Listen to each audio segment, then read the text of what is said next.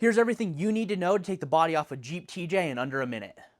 First things first, you need to take the hood off, take your front fenders off, and drain the radiator. After that, you're going to have to disconnect your front steering linkage as well as drain your brake system. After that, you're going to make sure to disconnect your battery. For most of you, that's going to be up in the engine bay. If your battery is in the stock location, you're going to probably have to take out your battery tray so that you can get to all these plugs on the ECU and the firewall. Make sure you're labeling them so that when you go to put it back together, you know where everything goes.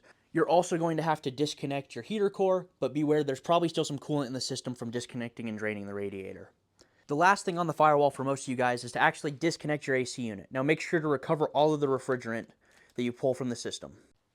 Now because my Jeep is a manual, I'm also going to have to disconnect the clutch slave cylinder out of the transmission. Moving on back, this procedure is way easier if you take off the windshield. There's just 4 bolts on both sides up here, and the rest of the windshield will come off. Moving to the middle section of the Jeep, you're going to have to disconnect your transfer case shift linkage as well as your e-brake.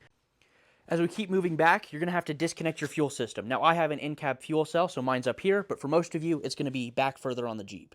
You got to make sure that you have all of your electronics disconnected that go to the frame. Now a lot of them are going to stay with the tub, but just in case, you should always double check to make sure you're not going to pull any wires when you lift the tub up.